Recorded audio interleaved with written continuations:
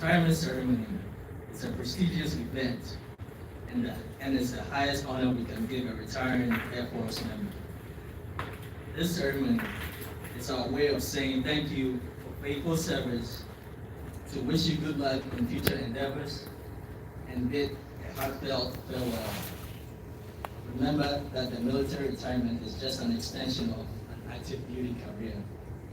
A retired Air Force member will continue to be a valuable part of the United States Air Force community. At this time, we'd like to thank our special guests for their attendance at today's ceremony. Please hold all applause until the last name is announced. Master Sergeant Hambrick's mother, Paula Hambrick. Her grandmother, Dale Hambrick. Her sister, Reba Mule.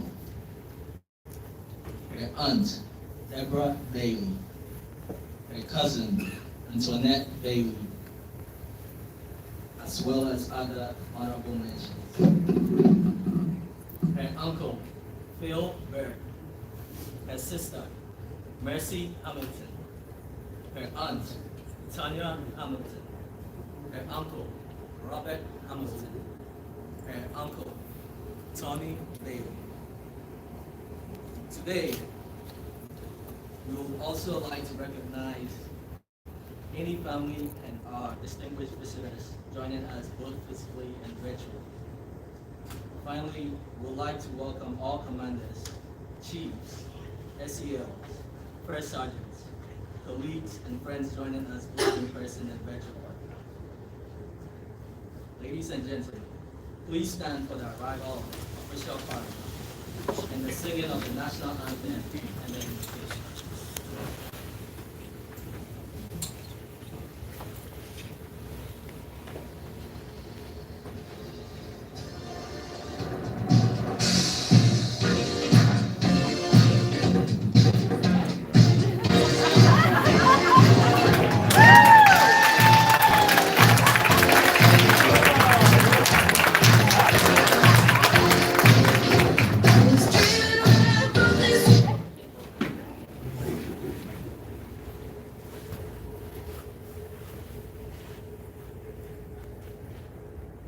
Stand by. Coach. Put. Port. Arms. Forward. Heart.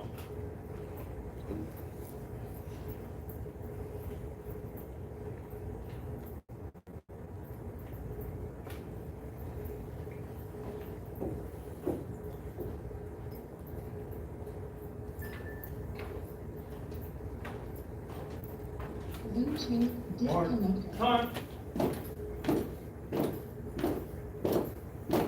Come. Hold. Present. Arms.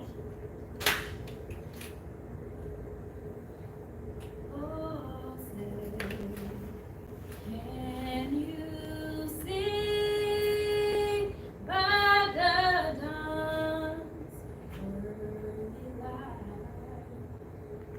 what so proudly we hailed at the twilight's last gleaming?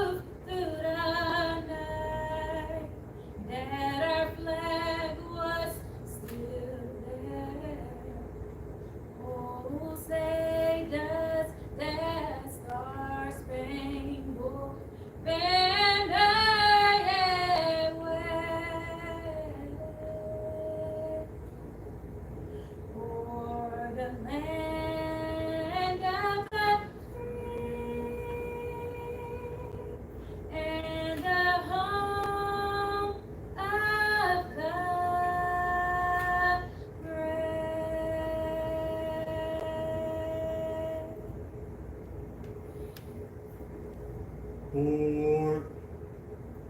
Punch.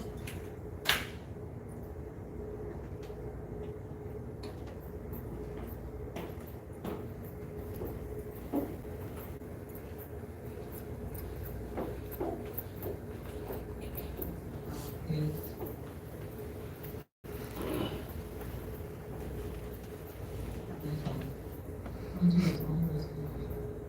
Give you honor and all glory. Thank you for this day, for their retirement, for an amazing Master Sergeant Laquita L. Oh, to have served for 20 years in the armed forces and the Marines and the Army. It is a great thing, and I like to believe it is a God thing. Retirement is not the end of the road, just a turn in the road. As you head toward your next chapter, Master Sergeant Henry, you now have the freedom to enjoy family and friends to your friends. May God bless you with a strong network of family and friends. Father God, keep Laquita vigorous in body, mind, and spirit. I pray for divine protection to surround her and her family. Lord, empower her to be strong and courageous, and bless all that she puts her hands to. Father, allow Laquita to feel your presence each and every day. As you order her footsteps in your word, be the lamp that lights her path. Impart your wisdom and divine grace. Guide her to all truth and understanding. Lord, give her the desire and energy to walk hand in hand with you from this day forward. Father, when she's anxious, calm her. When she's tempted, strengthen her. When she is tired, energize her. Show her how to rest safely in your goodness and your mercies. I pray that Laquita will always be anchored and comforted by your everlasting love. My darling daughter, may you know the honor and blessings of God as well or better than the way you have honored and served your country. May your Heavenly Father continue to shine his light upon you and keep you in all his ways. And we will be ever so careful to give him all the honor, all the glory, and all the praise. And we ask all these things and all these blessings in your Son Jesus' name. Amen, amen, and amen.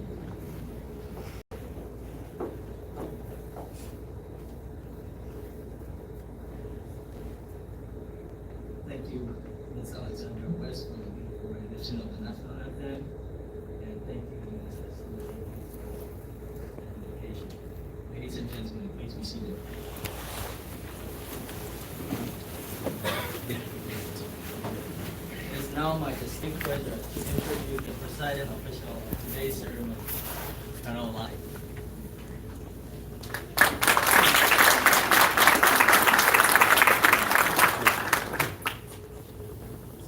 Good afternoon, everyone. Okay, it's Friday afternoon, so something. That's okay. Because what's supposed to be happening is this ceremony. And we're all here to celebrate Master Sergeant Henry. And when I say celebrate, it's going to be a little different. It's going to be a little different. And understand, this is her moment. She's been waiting for this for 20 years. She just doesn't know it yet. So with that being said, I just want to welcome everyone to this, not just this special occasion, but a wonderful, exciting moment, a waypoint in the life of Master Sergeant Laquita Henry. Retirement's not an end, but a beginning. It is a reward for perseverance and patience. It's a reclamation of time sacrificed. As a recent retiree, I can say that it's a great time. Yep. And that's the truth. And there's some other retirees in the room that agree with me.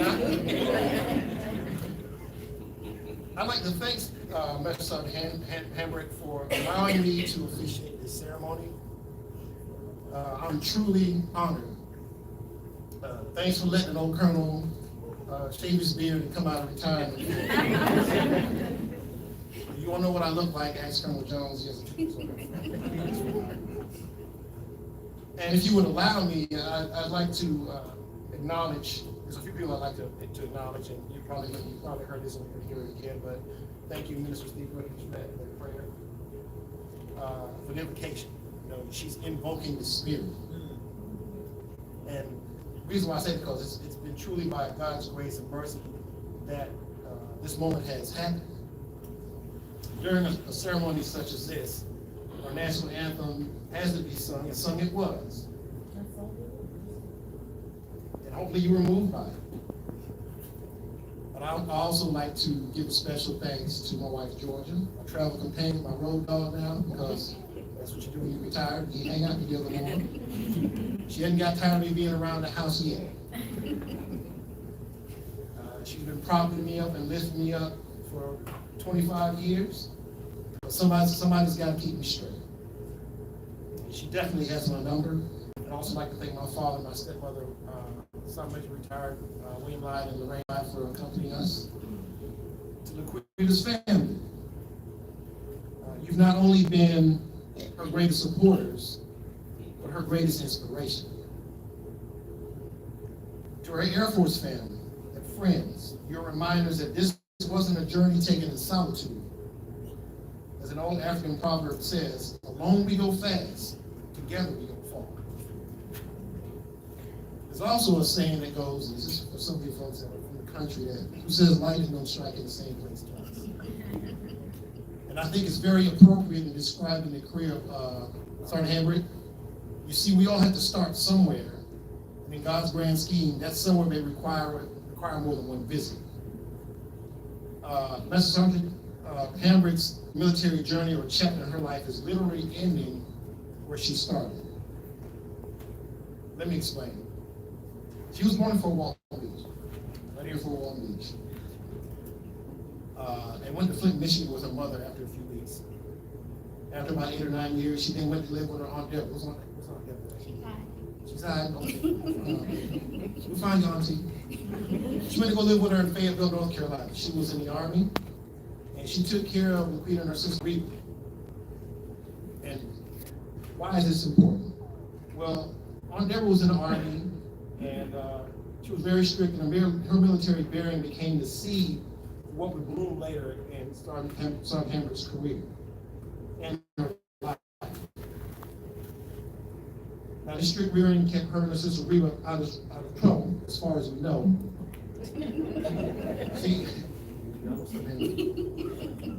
She spent her military, her elementary school through freshman year of high school in Fayetteville. Her sophomore year of high school was spent in Colorado Springs. Then it was back to Flint, Michigan. For her senior year in 2001, so back to Flint. Okay, first time lightning striking twice. After graduating, he was back to North Carolina again. It's lightning striking twice again. To attend, St. Augustine College. Well, things didn't go exactly as she had planned. After her second semester, she moved back to Flint. She worked 2 jobs, attended community college, which allowed her to help out her family. Now, our lives, at certain points, there are forks in the road. And they're often preceded by a revelation of some sort.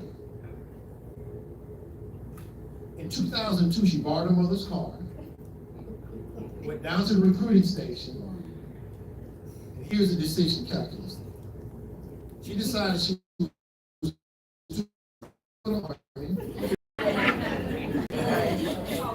wasn't hard enough for the Marines, too claustrophobic to live on a ship. Now remember, that seed was planted in Fayetteville with Auntie Deborah. So they're looking for it. But it was sown in the U.S. Air Force. That was a great choice. And things only blossomed from there. 2 weeks after her decision to join the Air Force, she was off the nets. There she met the first guy she thought she would marry. But he was joining the Army, and remember, she was too prissy for that. So that didn't work out. Between June and November that year, she continued to work 2 jobs and went to the gym to physically prepare for her upcoming military career. She began her basic military training, or BMT, in November of 2002, where she met her friend Kristen Duff, who was the gyno there. Kristen, where you at? You never talked about Kristen. And why is this important? Well, Kristen retired. She was a registered nurse here for medicine. And there's that lightning. Dr. Hammond came in Open General and entered the 4-in-1 career field. She became an operating technician, for those of you that are not know. Her first duty station was at Keystone Air Force Base, Mississippi. And while she was there, some things happened.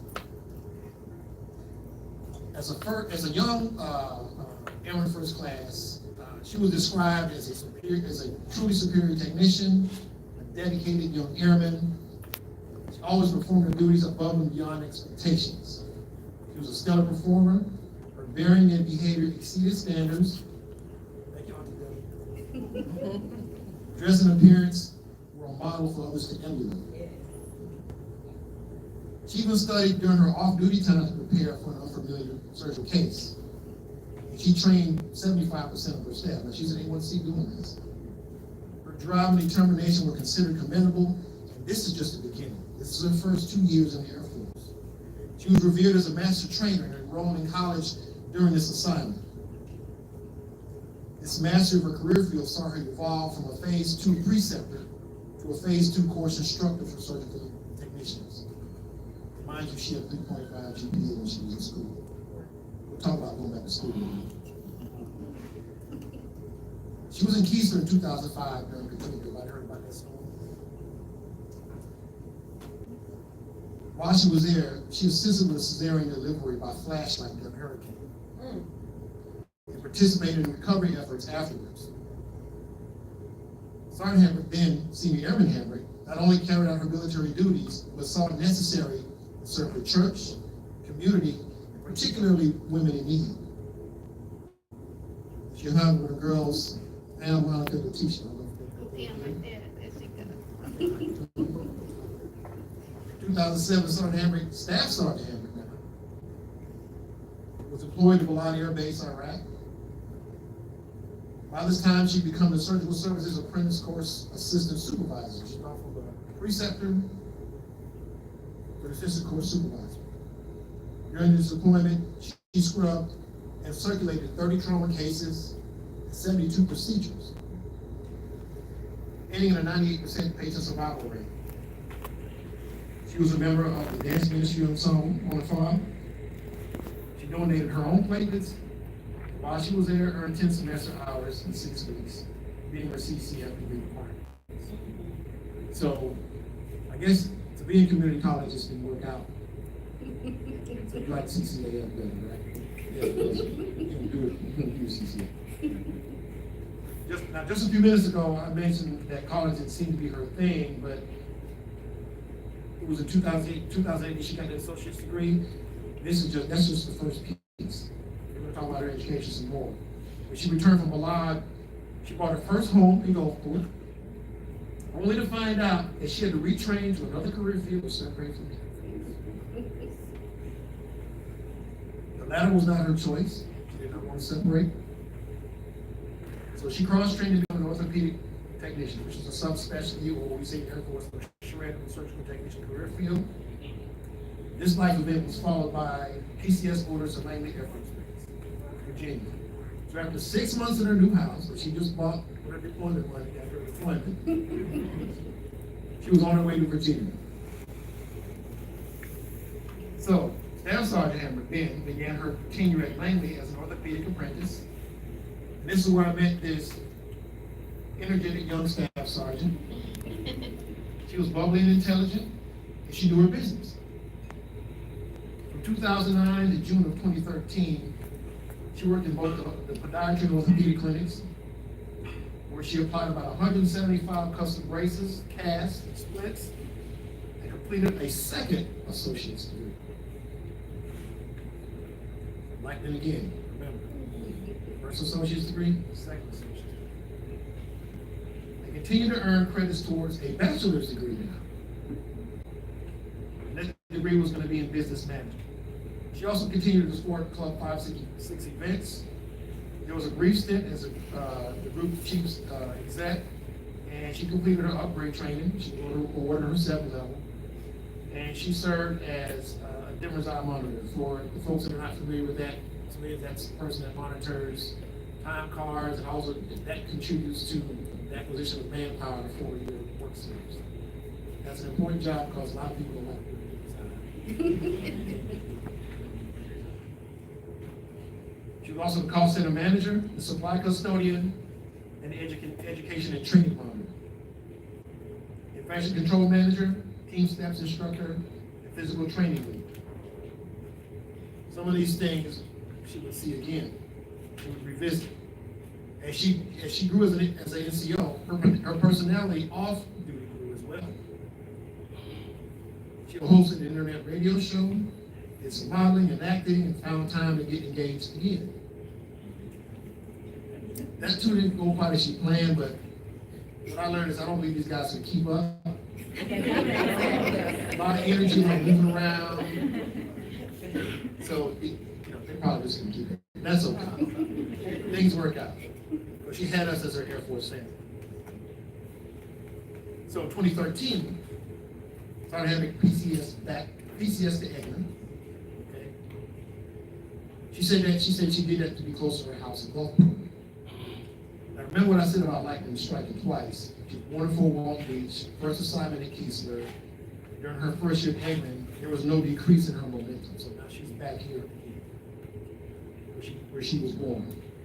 She executed the OR scheduling for 1,700 surgeries, which was the highest productivity in the Air Force Material Command at that time. She continued working on her undergraduate degree, serving the local community, and was recognized as NCO of the quarter for the 3rd quarter, and selected top 3 rising star. Was one of 10 team steps instructors in February of 2014. All of this while supporting 10 orthopedic surgeons, a podiatrist, and a physician's assistant. Now, I have to break the rest of this down for you. From June 2014 to January 2015, she was active flight chief of orthopedics, was chosen over 270 other NCOs to be the interim test wing command chiefs executive. The reason I spoke to retired chiefs now a couple days ago and told him I was retiring. And he commented, and I know him very well, he commented that you were sharp, got things done, and you were fire and forget. So for those of you that don't understand the term fire and forget, it's a type of weapon, you pull the trigger, you just leave it, go straight to the top, every time. Which means that he did not have to tell her twice to do anything. She was on the spot, she was on time, she was on target. And, oh yeah, she won the NCO quarter for the 4th quarter while she was up there. And after that, she still wasn't done. In 2015, the start of her 2nd year at Eggman, she was named Outstanding Performer by the Joint Commissioner of the Inspection of the 96 Medical Group. With an advance in year came an advance in rank. Newly minted Tech Sergeant Hambrick continued to excel. She filled in as flight chief of the orthopedic clinic again for a short period. But this was a job that became her permanent duty position by the start of 2017. Pushing the leadership envelope further, she was interim first sergeant for 2 squadrons and demonstrated a knack for, well, she demonstrated a knack for process improvement, but while she was covering for the shirt, she continued to teach and mentor. Now, this knack for process improvement got her noticed by the medical group leadership. And she became the NCIC for continuous process improvement, for the Continuous Process Improvement Academy, and was an advisor to the medical group leadership. She effected changes to numerous processes throughout the facility and facilitated continuous process improvement events. Tech Sergeant Hambrick became a subject matter expert, and her teaching methods and delivery style were adopted base-wide. To this point in her career, you can see that she was an influencer through her work ethic. Her reputation seemed to precede her, like thunder precedes lightning. It was in 2018, and I PCS back to Eglin. This is my second time, so that's my likeness. I tried it twice. And I ran into her again right downstairs in front of the deacon. First question was like, what are you doing here? But what I noticed, remember when I first met her, she was a staff sergeant, now she's a tech sergeant. What I noticed was a polished, mature, and confident professional. A lot of growth had occurred in that short period of time. She still had her sense of humor, but could quickly turn it off when it came down to taking care of business. She continued to work on her bachelor's degree and was elected treasurer of the Air Force Sergeants Association and was back in the ortho clinic after her PI stint was up with the group staff. By 2019, she was a Master Sergeant Select, was NCOIC of the orthopedic clinic. Her process improvement activities continued and she was awarded her Green Belt certification. A senior leader now, Master Sergeant Hambrick began to shape her environment and that of her work center in the facility. She organized an orthopedic clinic, freeing up space in a constrained environment. If things needed to be better, they were going to be. Master Sergeant Hambrick was not timid. She felt things can always be better for everyone. The Defense Health Agency, or DHA, was assuming its control of care delivery of all the military treatment facilities. And she lent her expertise to ensure the medical group met the fiscal year 20 DHA timeline. She also elevated the vice president of the Air Force Service Association and was awarded Chapter 554 NCO of the Year. By 2020, with her Master Sergeant stripes firmly sewn in place, Master Sergeant Hambrick was called upon to be the flight chief for the Medical Group Education and Training Flight. Now, this was a very different beast than her comfort zone at the orthopedic clinic. There were lots of people in programs. There were 8 phase 2 training programs with 350 airmen and 800 objectives for these courses. Tactical combat casualty care, also known to us Air Force folks as TCCC, was mandated for training for Air Force medics. Eglin was to lead the way. There was a $1.2 million simulation lab to be managed and a flight commander to advise and colonels to answer to.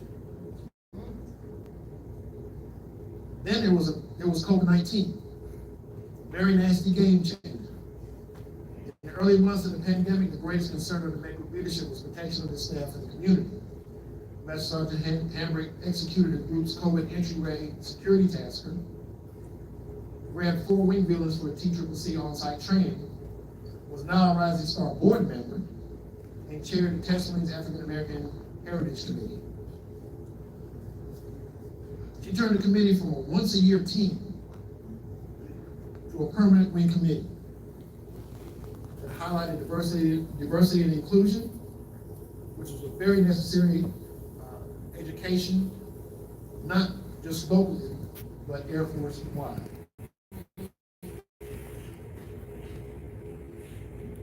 For those of you not familiar with Medical Group Education and Training Flight, it's not part of any squadron. It falls directly under the chief nurse's purview and affects all of the hospital. Anybody that has to have any type of life support training, anybody that has to have any type of upgrade training, anything that deals with training that's required to do your job, that flight oversees that for the entire medical group. And if I'm correct, Colonel Jones, you may want to correct me, with over 1,100 people in the medical group, 1,600 people in the medical group. This is not a huge flight. There's oversight of training records, programs, many clinicians, and as in addition to airmen completing their phase 2 and phase 3 training, and as a medical program training administrator, or the MTPA, these programs fell under Sergeant Hambrick's direction. You have to meet strict air education and training command requirements. She refined this role and ensured student training continued during the height of the COVID-19 pandemic. Now, I've covered the highlights of her career. Unfortunately, I don't have time to tell you about every impactful moment But what I do want you to know in closing, that in the midst of all her professional growth and development, she found time to help women in need, arrange and coordinate promotion ceremonies, run a command-in-chief schedule, and contribute to knowledge for first-term airmen. She fed the hungry. She even helped me with my retirement reception. She even has something for all of you too. Look under your seat. Well, no, she's not like Oprah, so there's nothing under it. There's no prizes under your seat. However, strive. Let me see if you'll learn. Bars and open. You can check out Real Resiliency Conversations with Queen on YouTube, which is a YouTube channel. At the end of our conversation about her career, she told me something that's at the core of her desire, her very energetic desire to serve. And I quote, "I wasn't after awards. I just wanted the people that I work for to know that I work hard." So Hamburg, hard work has its reward. Today is called retirement. I can tell you from personal experience, it's a good life. You even have more flexibility to serve. Because we know that you're not done, nor do you plan to take a break. You have the backing of your family, DNA and Air Force, as you've always had. It'll be interesting to see what the next chapter of your life will look like. And I think I've said enough now. Laquita here in Eglin, back at your place of birth to close the circle. Who says right to those records? I think it's time that we do what we came here for. Let's retire and exercise here.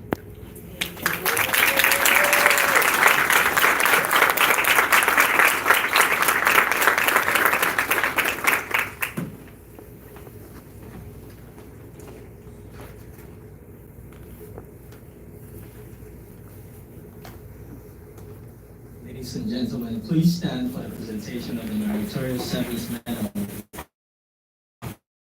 Evaluation of the retirement order.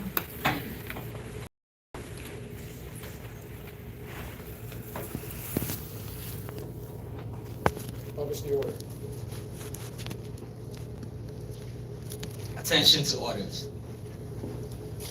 To all who shall see these present, greeting. This is to certify that the President of the United States of America, authorized by the Executive Order 16 January 1969, has awarded the Meritorious Service Medal to Master Sergeant Laquita Hambrick for meritorious service. 2nd October 2019 to 30 November 2022.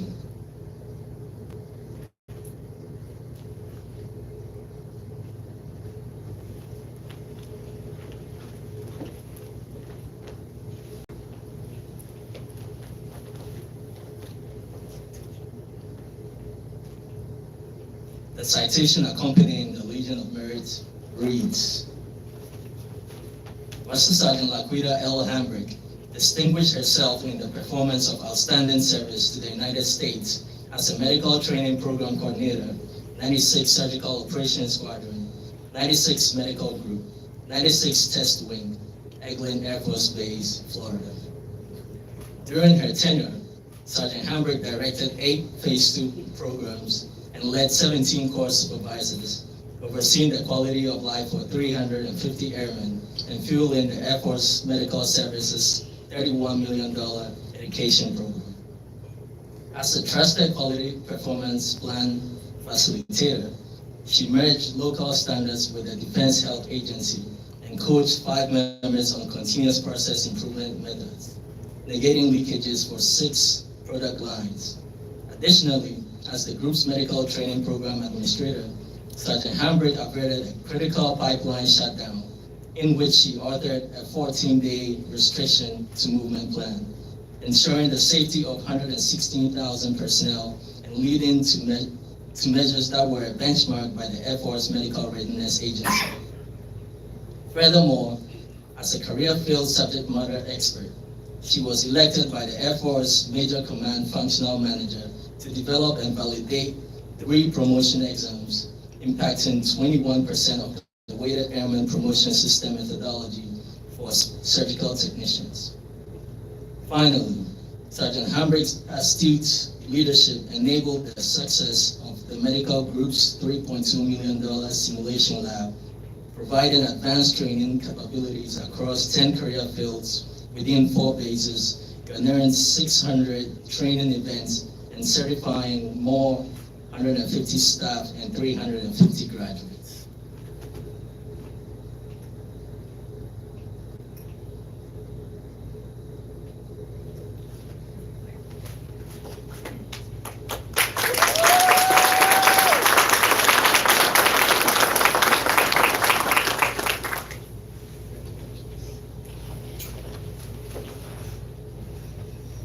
Ladies and gentlemen, please remain standing for the publishing of the retirement order. Publish the order. Attention to orders. Department of the Air Force, Washington, D.C. Special Order Number 000032, Eglin Air Force Base, Florida. Master Sergeant Laquita Hambrick, 30 November 2022. You are relieved from active duty, organization, and station of assignment. Retired effective 1 December 2022 per Air Force Instruction 36-3203 in the grade of Master Sergeant by order of the Secretary of the Air Force.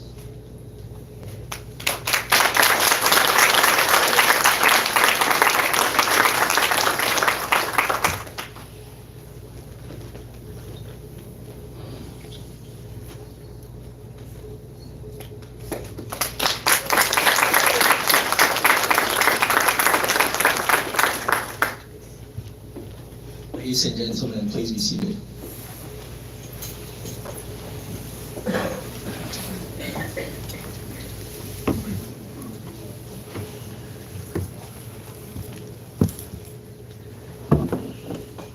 Certificate of Retirement from the Armed Forces of the United States of America. This is to certify that Master Sergeant Laquita Hambrick, having served faithfully and honorably, was retired from the United States Air Force on the first day of December 2022. Signed, Major General Heather L. Pringle, Commander, Air Force Research Laboratory, and General Charles Q. Brown, Jr., Chief of Staff of the Air Force.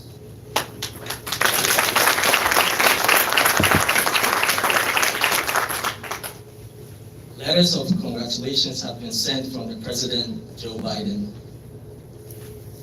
Master Sergeant Hambrick has also received a certificate from the Chief Master Sergeant of the Air Force.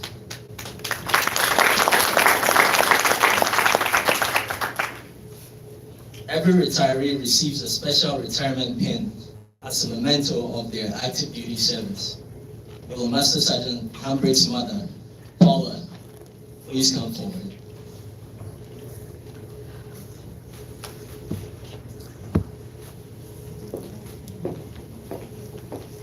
Paula will place this pin on her daughter's lapel to symbolize the transition from active duty to retired status.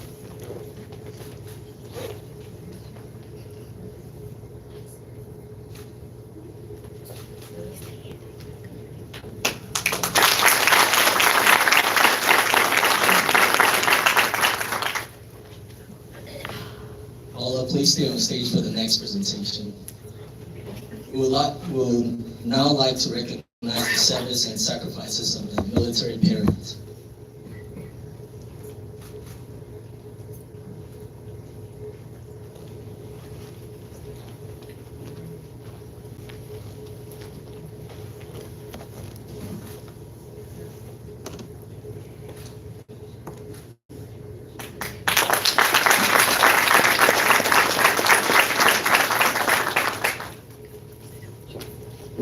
Ladies and gentlemen, the Eglin Honor Guard will now begin the flag folding ceremony.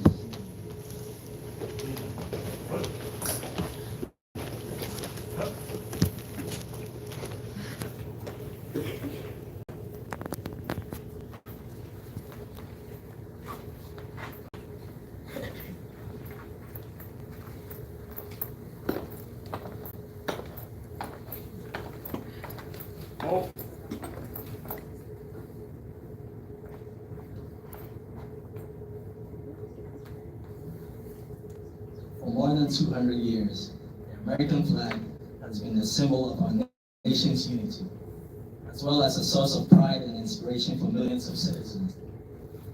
Born on June 14, 1777, the Second Continental Congress determined that the flag of the United States be 13 stripes, alternating between 7 red and 6 white, and that the Union be 13 stars, white in a blue field representing a new constellation.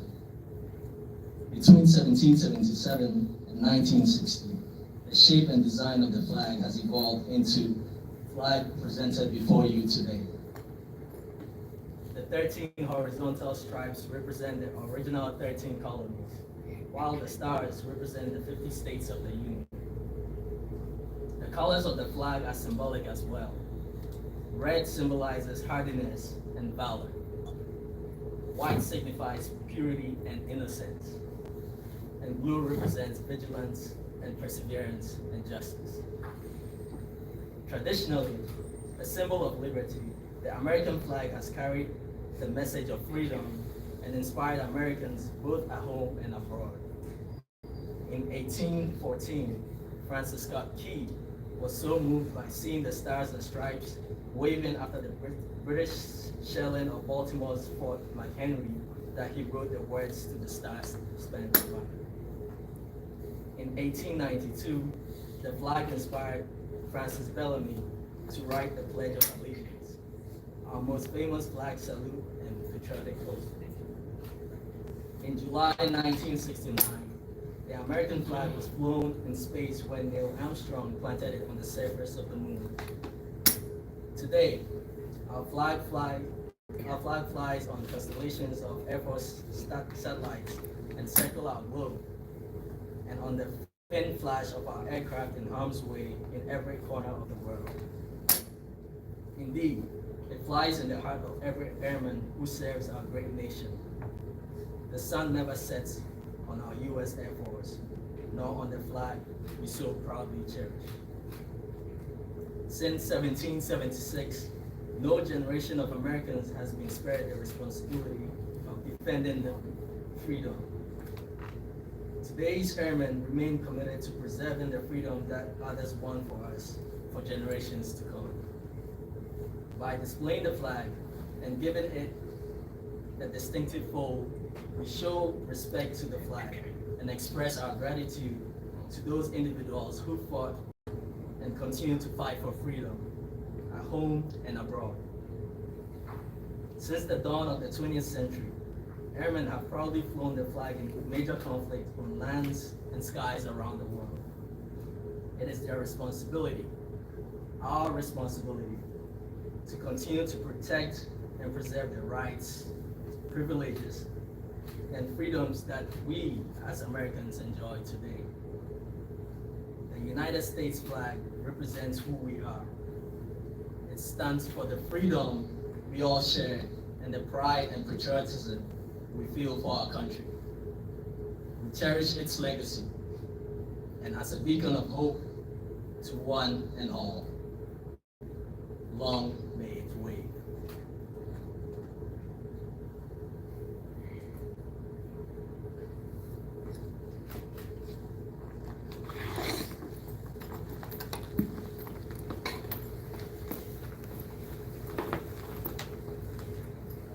Ladies and gentlemen, I now present to you today's honoree, Master Sergeant Laquita Hambry, United States Air Force, retired.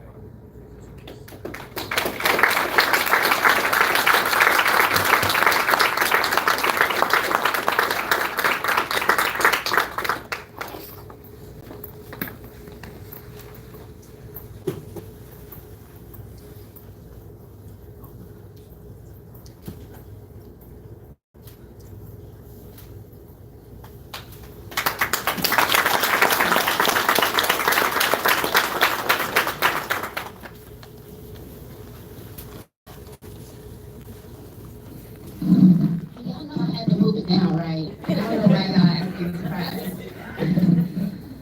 Look, all right, look. I want y'all to look out and look at each other. This is what it's made for. This is what it's about. I am in awe of y'all. Let me give me 2 seconds. 2 seconds, like the church says, give me a second, let me get my.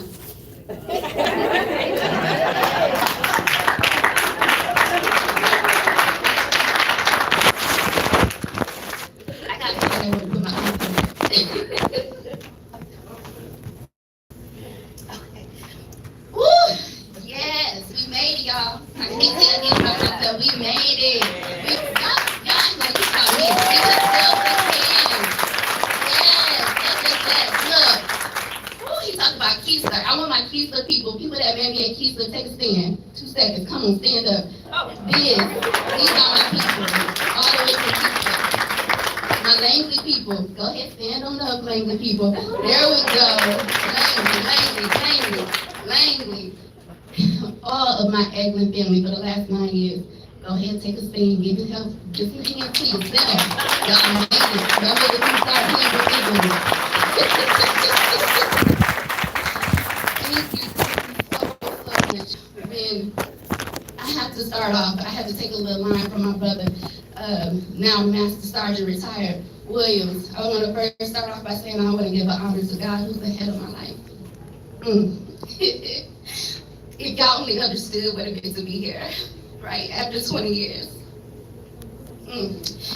So I give honor where honor is due. The opportunity to stand before you at 20 years when the constant threats, not threats, I shouldn't put it that way, but the constant opportunities for me to be medically retired, right, medically separated. Fibromyalgia and chronic illnesses that you can't see weigh on our military members. And they fight every day to stay in, to do what they do best, to take care of those around them. So I wanted to stand up and say thank you for the people that I've had the opportunity to meet, to touch, to enjoy.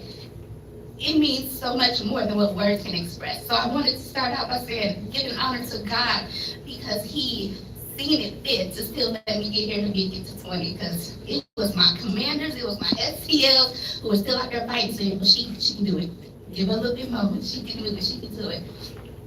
The opportunities that brought forth the energy that I'm giving you. Fibromyalgia took over 7 years ago. I put on all kind of weight. I figured I was so conscious. I figured nobody would want me to still be serving in this Air Force. And somehow, all of you are sitting here at 20 years, and I'm like, we made it, y'all. We made it. I am so at awe because I never thought that I would have this many people here. Y'all standing in the back. And I'm going to get to my speech, but I just wanted to say thank you so much to my beautiful, beautiful family who had to go through some roller coasters to make it, some late nights. We got 2 hours of sleep, but we still made it. I want to say thank you so much for my family that's on the camera and those that are not. You all make the difference. You all hear my moans and my groans, my aches and my pains when I'm going through, when I'm up, when I'm down, when I have nobody else to turn to. I know I got you. So thank you so much. Y'all give me my hand.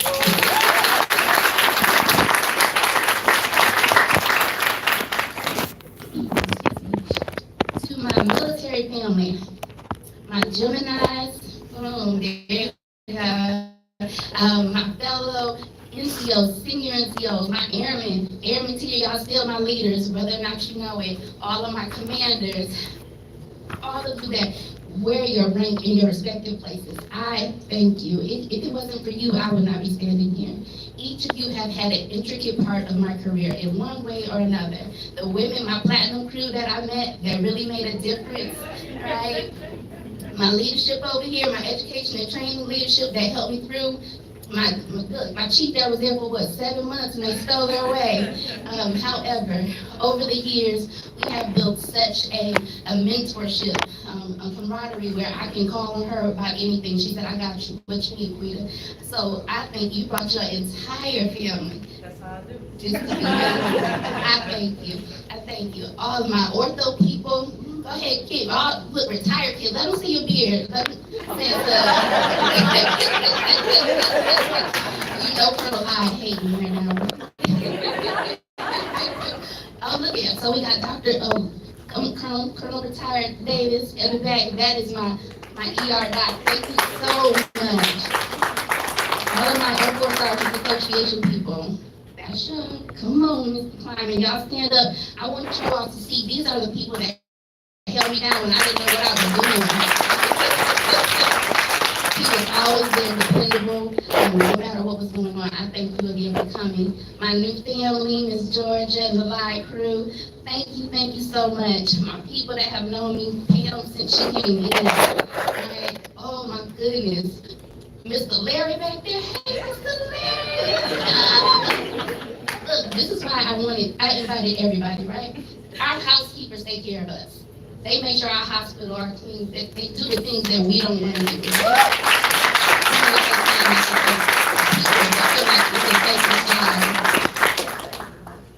Did you stand up during my lengthy?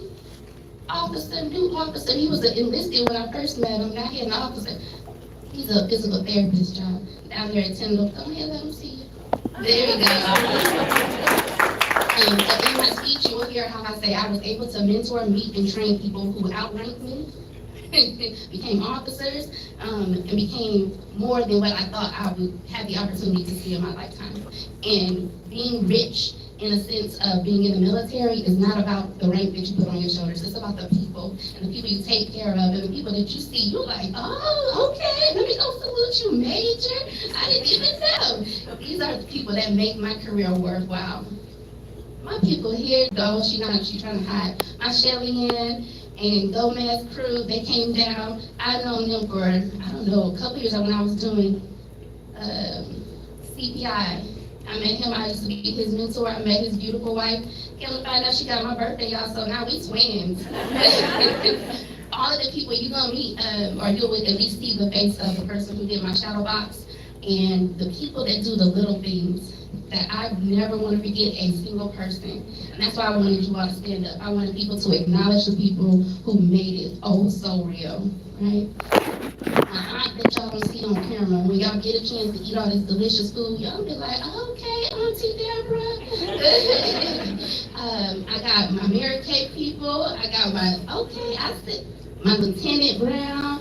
So many of my people are here. I am so honored. Mr. Houston, okay, this is my leadership table, my front table up here. I thank y'all so much. My people all the way from Mississippi.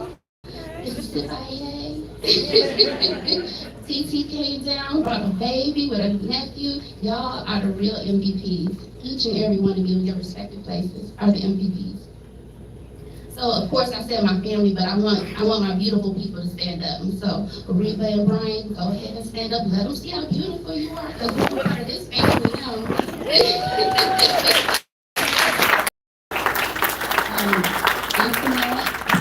Which is my cousin, my younger cousin, who is ever so beautiful as well. She's shy, just like her mother, which is my auntie.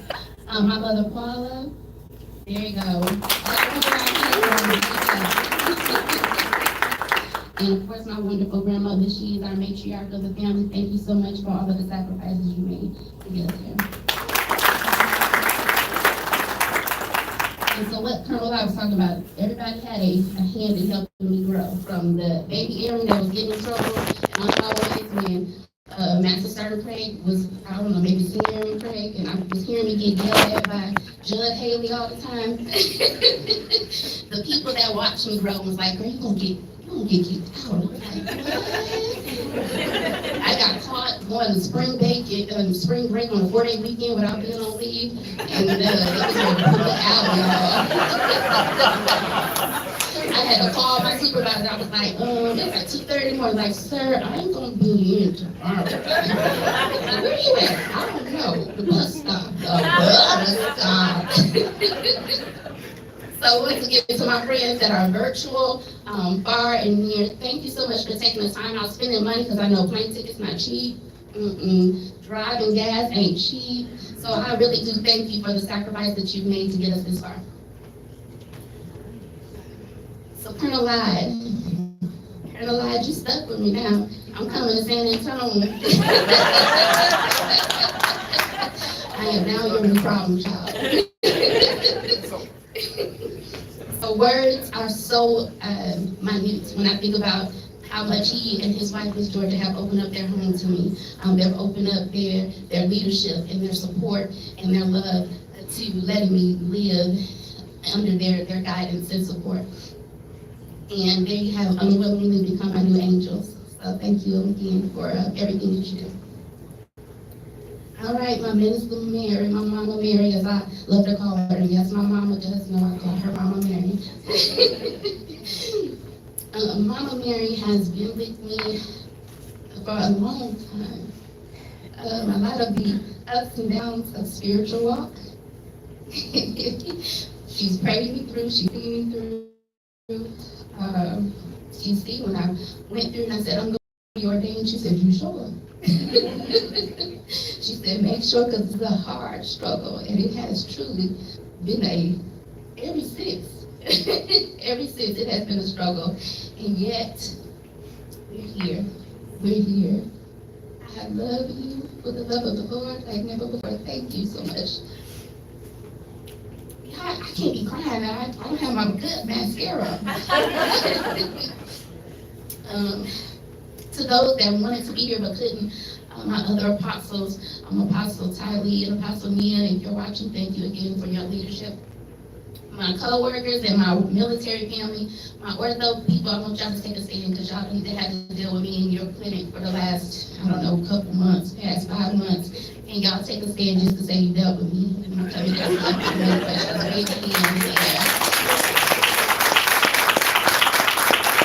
So my ortho people, they kind of got me back at the last minute. They was like, oh, hi. Where you gonna sit? I don't know.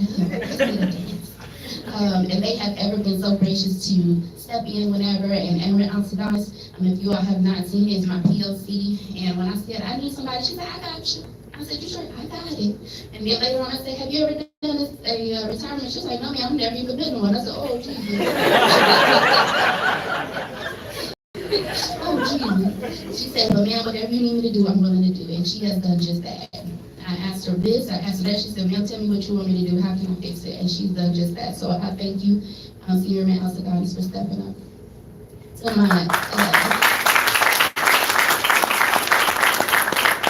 my narrator, did y'all catch this accent? Yeah, that's my Ghanaian boy. So as long as they've been here at Eglin, you've been my true home. Anything with Sierra and Cece, I'm sorry, Staff Sergeant Cece as well. And so the opportunity to see these two, as soon as they set foot on Eglin, they were mine. To see as I leave, they're here and they're mine again. I truly, truly thank you.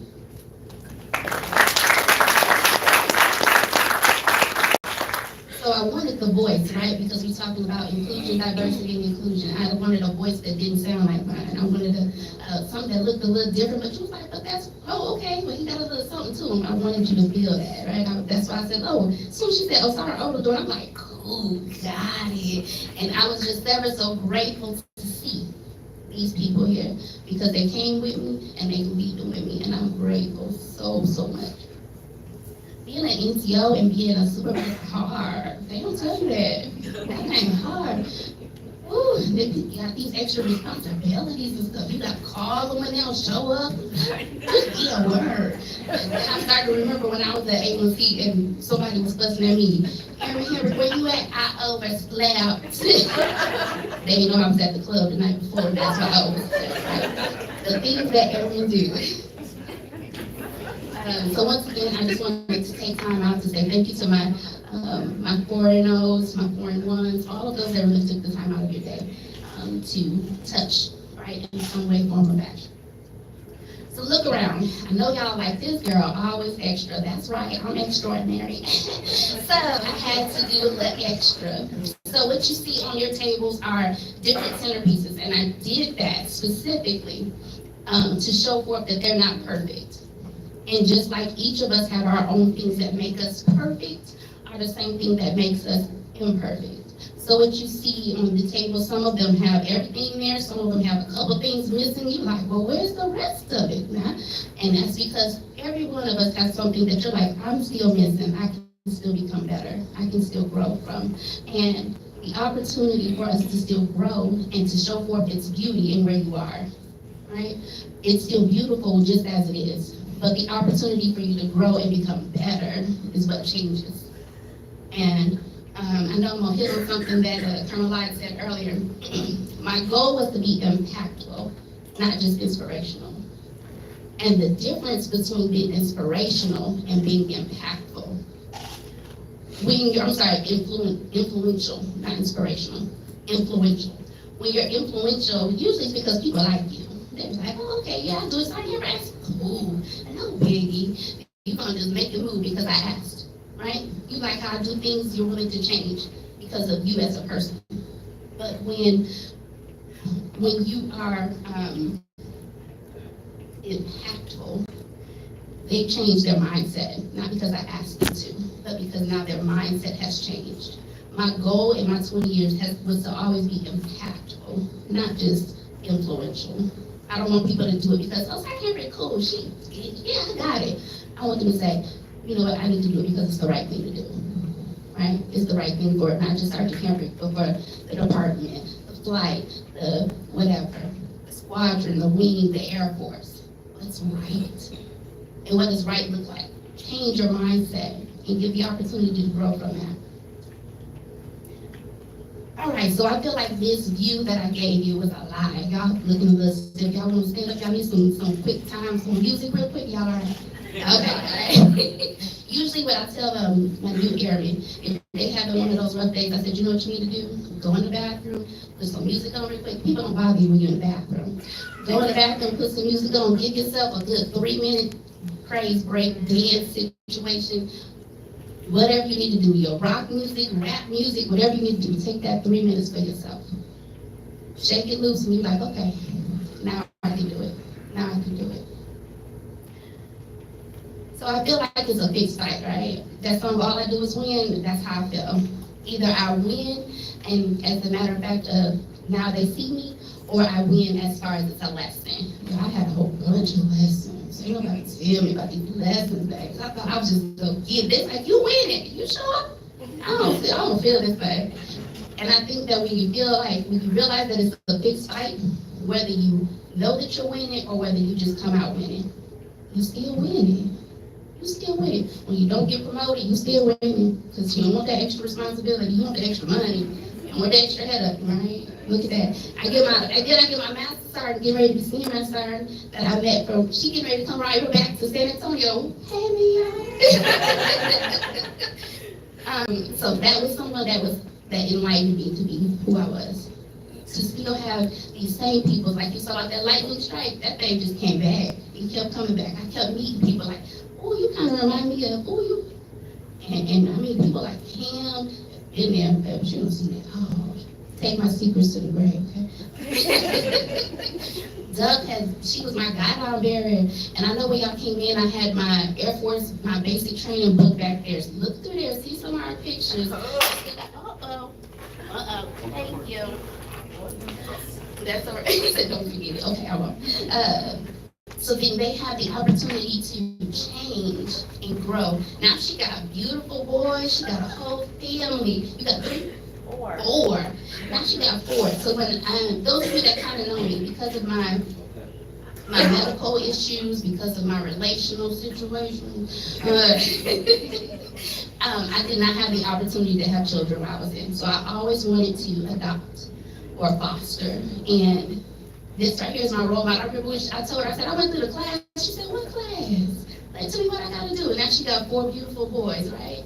3 boys. 3 boys. 1 girl. Oh, 1 girl. When I seen all these kids in the picture, I said, girl, who the kids?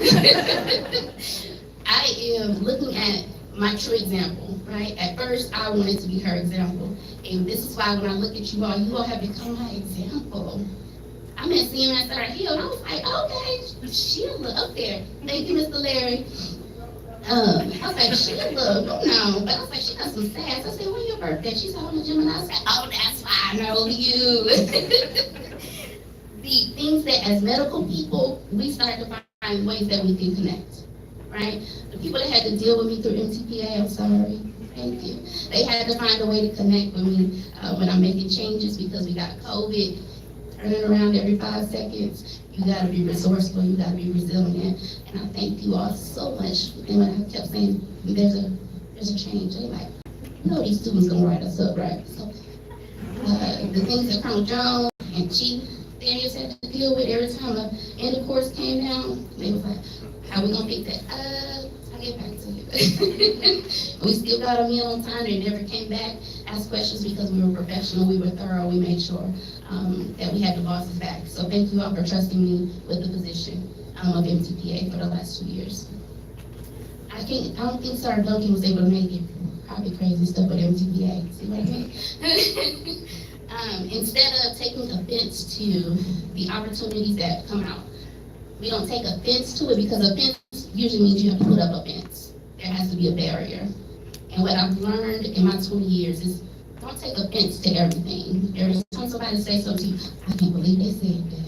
Did you see how she looked at me when she said it? I'm like, no, girl, she just said it. But I have learned not to put up a fence. So, although there's an opportunity for you to easily be offended, like I used to say, take out the meat, spit out the bones. Take what you need from it. Take your feelings out of it. See what lesson you were supposed to learn from it and go from there. In 20 years, I promise you, if you don't learn how to take down offenses, you will easily be hurt.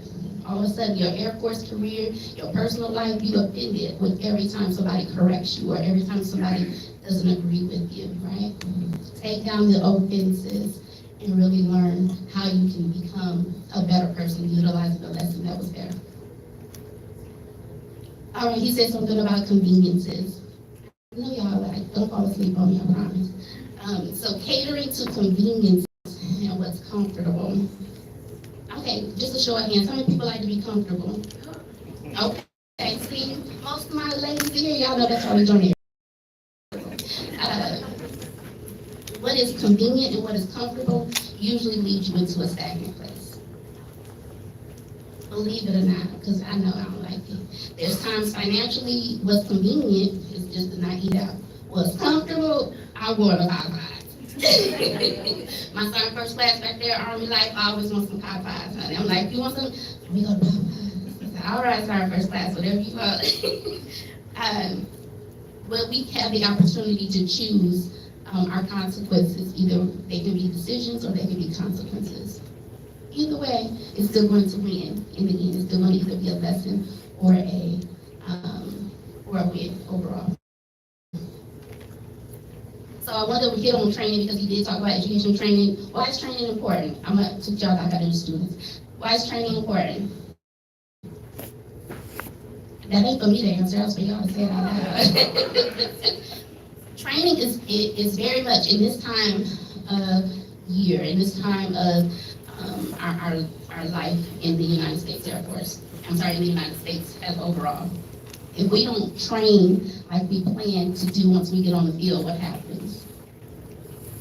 You're going to end up failing. You're like, oh, what's supposed to get? Hey, can you give me the answer to number 36? No, you're supposed to know what the answers are. So those of us that are out here saving lives day in and day out, practice how you play. I know y'all hate training day. I know you do. I know you hate the CPTs. I know you do. But if you know the answers, when it's time for you to go out here during exercise week, it shouldn't be alone and grown. It should be already know the answers. You already winning. So that's my spiel on training. That's about training people over here. Also for y'all that wanted to know why I wanted to do an unorthodox retirement ceremony. Everybody's known to do the regular day. It's usually just the chairs, they say the thing, 20 minutes, they out the door. Y'all should know by now, I'm not really And I wanted the opportunity.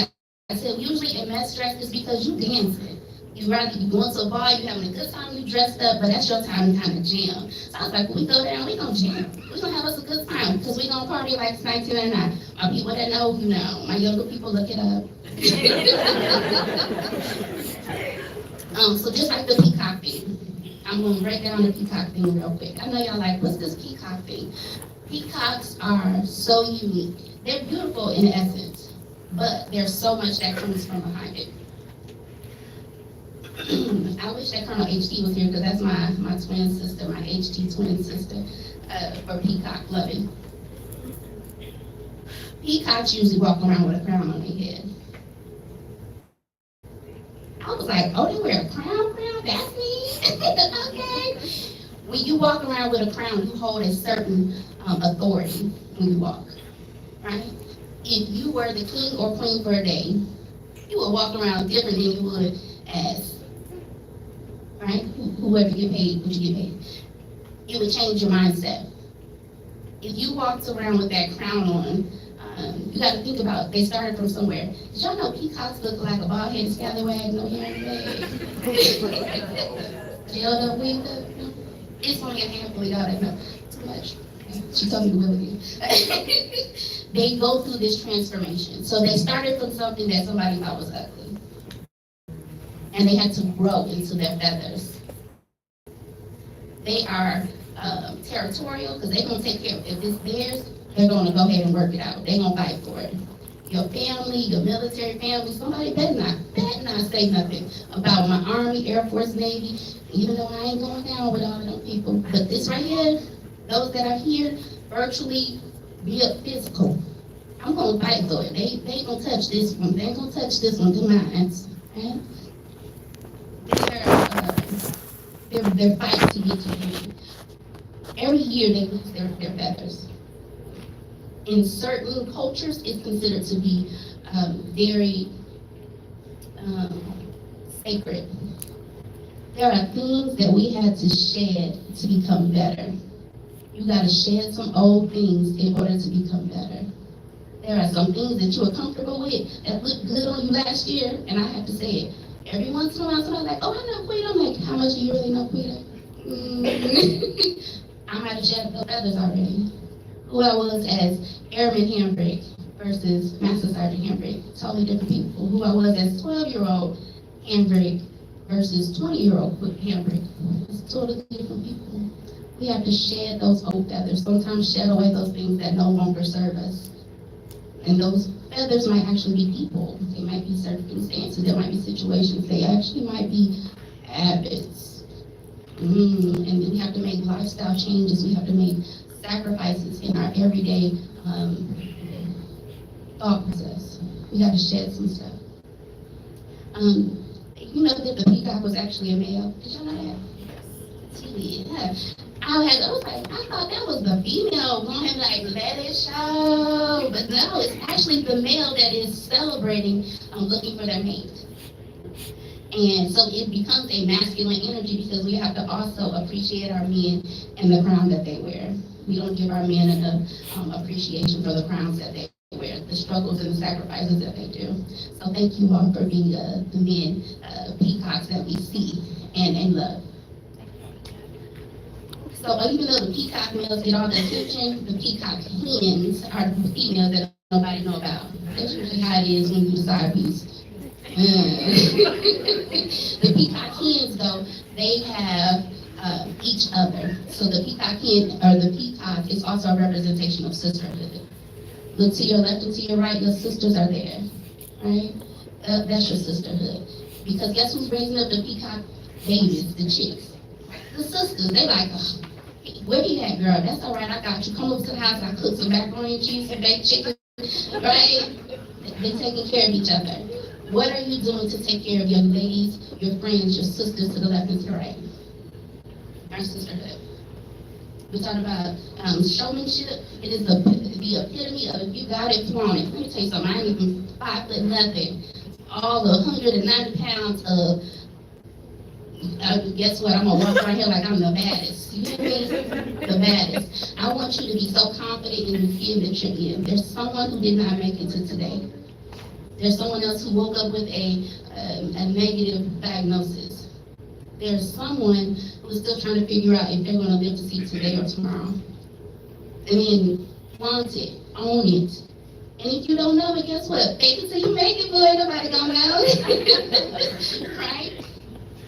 Having a sense of pride can be looked upon as a positive and a negative thing. if it's done in the negative aspect, somebody will say, you from Flint? You was born in Fort Walton? Yeah, that's right. You gonna give me my water or what? No, you gonna change, and you gonna say, and yet I still made it. And some people's in Flint, still in Flint, ain't did nothing, ain't went nowhere, got 50 million kids. I did not want to be a statistic. Yeah, I did not. So be proud of the accomplishments you made. Be proud of the places you've gone, the things you had the opportunity to see overseas, here in Garth. All right, so that's my last bit for the peacock. Y'all good? Y'all got some understanding of why I chose the things that I chose? Why I did the things I did? I'm telling you, it's all intentional, just like our God is an intentional God. And how He put the people that He put in my place. So I am thankful for all of the intentional people in my life. With that being said, if y'all know it, you know it. That is my time. And once again, I want to thank y'all for coming out to join Real Resilient Conversations with Queen Queen.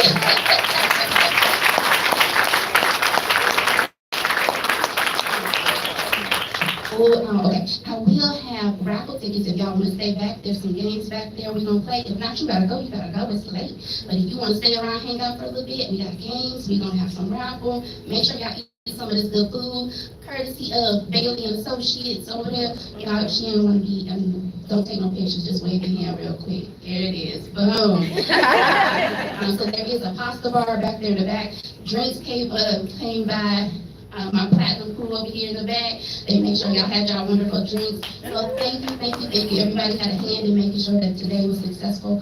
Without further ado, make sure if you are taking pictures and you want to make sure I get a hold of it, it should be a hashtag LLHRET for retired 2020. It's somewhere on your table. If not, raise your hand. So make sure that way that'll help us to capture the beautiful memories from your perspective. We got my wonderful cameraman, Jason Lyons, who was my neighbor when I first got here 9 years ago. He's still around, so I thank you so much, sir. All of you have a wonderful, wonderful day. Look, I'm done now. Y'all gonna party. We gonna have some music. You ready? All right.